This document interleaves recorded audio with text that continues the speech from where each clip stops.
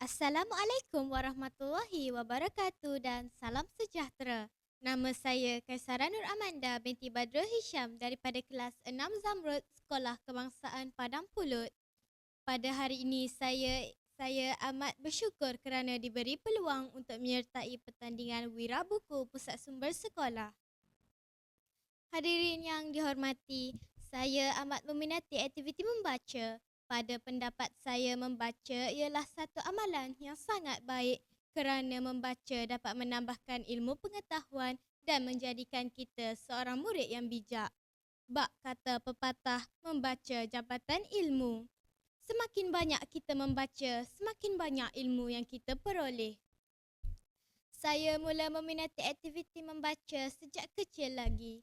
Ibu bapa saya selalu membelikan buku dan membawa saya ke perpustakaan serta pusat sumber sekolah. Setiap kali membaca, saya berasa seperti sedang mengembara ke dunia yang baharu. Ada kalanya saya menjadi seorang jurutera, doktor, guru dan seorang pengembara yang hebat melalui buku yang saya baca. Hadirin yang dihormati, buku yang ingin saya perkenalkan pada hari ini bertajuk Mari Kenali Sawit, terbitan daripada Malaysia Palm Oil Council MPOC. Buku ini terdapat dalam 36 muka surat. Sebelum membaca buku Mari Kenali Sawit, saya menyangka pokok sawit hanyalah menghasilkan minyak sawit. Namun, setelah meneliti setiap helaian buku ini, saya sedar bahawa pokok sawit menyimpan 1001 rahsia yang sangat mengagumkan.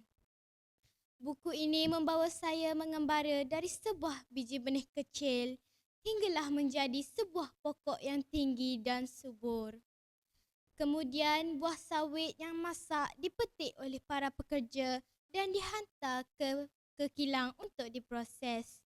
Kemudian ia berubah menjadi pelbagai produk yang berada di sekeliling kita setiap hari. Rupa-rupanya, pokok sawit bukan sahaja digunakan untuk memasak, namun ia juga terdapat dalam biskut, roti, kek, lotion, gincu dan macam-macam lagi. Tanpa kita sedari, minyak sawit sentiasa berada bersama kita dalam kehidupan seharian. Rakan-rakan yang dihormati, negara Malaysia merupakan antara negara pengeluar minyak sawit yang terkenal di dunia. Industri ini menyediakan peluang pekerjaan kepada ratusan ribu rakyat Malaysia. Daripada pekebun kecil, pekerja ladang, pemandu lori, jurutera, saintis hinggalah kepada para penyelidik. Semuanya berganding bahu untuk memastikan industri ini terus berkembang.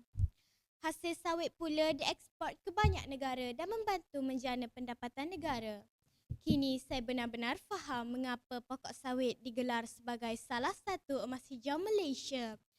Buku ini turut mengajar saya supaya tidak mudah mempercayai segala maklumat yang kita lihat atau baca.